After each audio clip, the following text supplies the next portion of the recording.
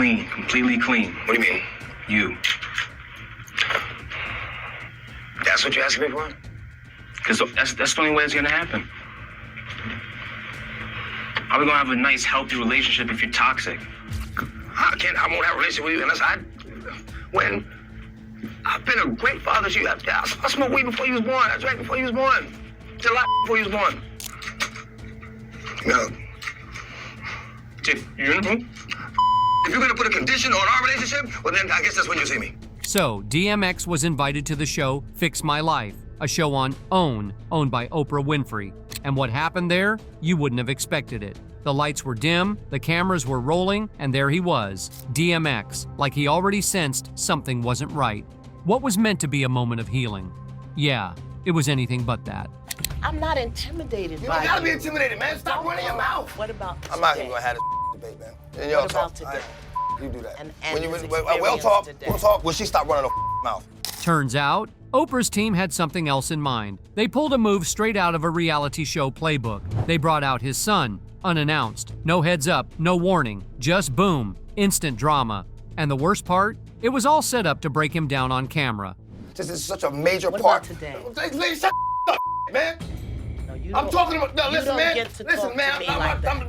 not going for this. You don't get. I was talking to Xavier. Damn, y'all, for real. I You was like. talking to Xavier. But here's the thing, DMX wasn't some made-for-TV project you could fix in an hour. He was raw, he was real, he was explosive, a walking storm with nothing left to lose. And instead of the meltdown they were hoping for, what they got was straight-up defiance. This wasn't just some dramatic episode. This was a full-blown clash between a man fighting for his dignity and a machine hungry for ratings. So, how did Oprah's big plan backfire? Let's get into it.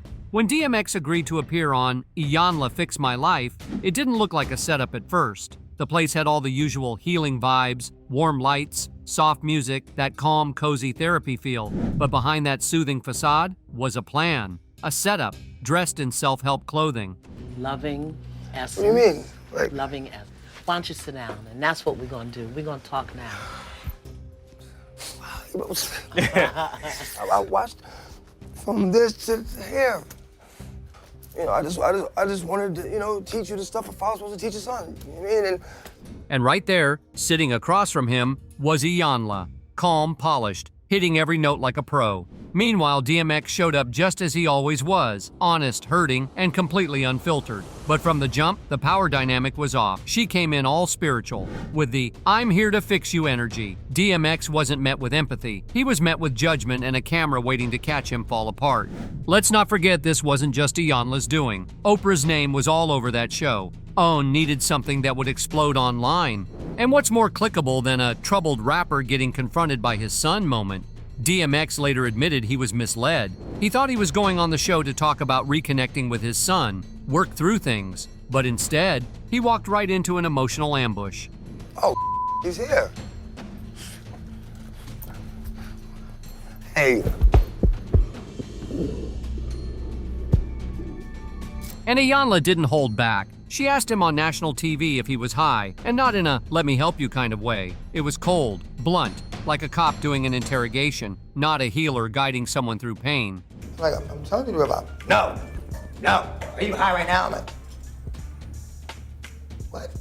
Lady, what are you talking about now? It takes a minute to go from hurt to haunt. Then came the poking his addiction, his trauma, his failures as a father, all fair game for the cameras. But the second he started showing emotion, the second the pain bubbled up, they just kept filming. DMX tried to hold it together. You could see that he didn't want to snap, but when they brought his family into it, it crossed a line. But let's talk about the moment that really broke his trust, the sudden appearance of his son. DMX said no one told him his kid would be there. It wasn't discussed. It wasn't part of the deal. It just happened, right in the middle of all the chaos. Meanwhile, Iyanla was sitting right behind the boy, feeding him lines, painting this whole moment like some emotional breakthrough, when in reality, it was just exploitation. DMX didn't get support. He got blindsided, and viewers could feel it. Something about the whole setup felt wrong. And still, DMX tried. He started talking about this one memory, A photo from back in the day, one of the first he ever took with his son. He was rocking a fat farm outfit holding 2 pit bulls. A moment that probably meant something to him, but it was already too late. That space wasn't built for reminiscing or reconnecting. It was all about control. Iyanla wasn't trying to talk with him, she was trying to corner him, and DMX felt that. When the cameras finally stopped rolling, the damage was done. The edit was locked, and DMX has lost control of the nation's TV. But that wasn't the full picture, not even close. What didn't make the cut? The fact that right before filming, he had been clean for 6 months. No drinking, no W, just him, fighting his demons in silence. No headlines, no cameras, just pure effort. But of course, that wasn't juicy enough for TV. Instead, what they ran with was the anger, the yelling, the rawness, the moments that made for good content. They didn't capture a healing journey. They captured a man being pushed to the edge. You were married to my mother, your wife. Xavier's pain is rooted in what he believes is his father's betrayal of his mother. Yeah, a kiss is harmless. Some women do that. There's no indication. And when people started reacting, it wasn't just fans who were upset. Therapists, critics, even folks who once respected Iyanla, they all called it out for what it was. Straight up exploitation. OWN never issued a proper apology. Iyanla dropped a tearful open letter later on, but DMX wasn't buying it because the damage had already been done. DMX wasn't some reality show contestant with a script. He was dangerous and real. This was a man who carried the weight of his past like it was built into his bones. He didn't trust easily, and definitely not when someone showed up with a mic and a clipboard, claiming they were there to help. Oprah and Iyanla walked into that room thinking they were going to have a breakthrough, that maybe they could poke and prod and cry together under the studio lights. But they weren't dealing with some manufactured celebrity moment. Before the world knew him as DMX, the multi-platinum artist, the legend, he was a broken kid from Yonkers, running wild in beat-up sneakers, stealing food just to survive. There was no warm home, no guidance, just shelters, group homes, and cold streets, teaching him to fight or be eaten alive. By the age of 15, he had already cycled through more placements than most people switch apartments. Arrests were just part of the routine, and when fame came knocking, he was already carrying years of emotional wreckage that no hit single could fix. That pain never left. It just simmered always right below the surface. That's why people who were close to him described being around DMX was like standing next to exposed wires. You never knew what might happen. People weren't scared of DMX because of rumors. They were scared because of the reality of who he was. Nobody messed with him. You didn't tap him on the shoulder. You didn't test him. Everyone knew better. And the wild stories, they weren't myths. They were just everyday DMX stuff. Like the time he and his dog literally robbed a reporter. Or when Fat Joe watched him snatch a chain off some guy at a gas station like it was nothing. Everyone around was shocked, but not surprised. Because that's just how DMX moved. Ask Ja Rule about that one ride they took together. DMX picks him up, they're cruising around all good until cops pull them over. Turns out the car was stolen, and DMX, cool as ever, tells the officers, "This ain't really my car." No shame, no fear, just chaos in a grin. Consequences? He didn't care. Image didn't matter. That wasn't his code. But sometimes, things got darker, way darker. Rule also shared a story about Chicago. Apparently, DMX contacted the Latin Kings and almost arranged a hit. 10 cars deep, they rolled up on Rule at the airport. And what did DMX say after that? "You are only alive because of me." That wasn't shade. That was a cold, hard truth. And Rule knew it. Everyone did. Because that was Earl Simmons. Not some polished, camera-ready rapper. Not a guy there to cry on cue for a reality TV moment. He was fury wrapped in flesh, built from pain, powered by instinct, and impossible to control. Even his beefs weren't PR stunts. They were personal. Once, DMX also said that he didn't like Drake. What about Drake? You like Drake? No. My man. He didn't even say a little bit. He didn't even say halfway. That's my guy right there. No. He claimed that he couldn't stand anything about Drake. "I don't like anything about Drake. Not his voice, not the way he walked, not even his haircut." I don't like anything about Drake. My I don't like his voice. I don't like what he talks about. I don't. Jeez, I be trying to I don't tell like these his people. face. I don't like I don't like the way he walks. Like nothing. I don't like his haircut. I might just let me shut up. DMX wasn't born to impress anyone. He was simply being himself and speaking what he really felt. So when Oprah and Iyanla tried to sit down and fix him, that was like walking into a war zone barefoot, and they weren't ready. But here's the thing, it was never just about DMX. That explosive viral moment on Iyanla, Fix My Life? That was just the grand finale of something much bigger, because if you really trace it back, strip away the studio lights, the claps, the empire Oprah built, what you'll find is a pattern, a history of how she handled hip-hop. And DMX was just the latest target. Oprah's always known how to shape a story. She knows what framing does. She decides who gets the mic and who just gets edited into the background. So when she took aim at hip-hop, it wasn't by accident, it wasn't messy, it was planned. And for a lot of people watching, it felt personal. DMX wasn't the first. Way before him, Oprah had made it pretty clear that she didn't vibe with the raw, unfiltered voices of hip-hop. She criticized the genre publicly, in interviews, in panels, even on her own show. She said it was violent, degrading to women, and toxic for young minds. She didn't care to talk about the why, about the pain behind the lyrics, the childhood trauma in those bars, the broken homes and the hooks. To Oprah, it was just noise. And the only rappers she made room for, they were the ones she could package up neatly. Jay-Z? He got the royal treatment, laid-back interviews, smiles, and even freestyle sessions on her couch. Why? Because he fit the image, a clean-cut billionaire from Brooklyn who turned hustle into a brand, a man Oprah could hold up as an example. But guys like Ludacris, 50 Cent, and DMX? That was a whole different vibe. Remember when Ludacris came on her show as part of the Crash movie cast? He barely got a word in. She didn't even let him explain himself. His lyrics were picked apart. His presence felt unwelcome. He later admitted he felt ambushed. 50 Cent noticed too. He publicly questioned why Oprah, someone he once admired, seemed so determined to criticize rappers who looked like him, while giving powerful white men a pass. The double standard was loud. By the time DMX ended up in that own studio, he was already battling demons most people wouldn't survive. Addiction, loss, a justice system that failed him from day one. The streets hadn't been kind, and when he did speak, it wasn't polished. It wasn't PR-friendly. It was raw, too raw. So when the OWN network positioned him as a project to be healed, it didn't sit right with a lot of people. Because it didn't feel like real help, it felt like a setup. To many people, it seems like DMX wasn't brought in to be understood. He was brought in to be corrected. And Iyanla, she wasn't really there to listen. She was there to scold.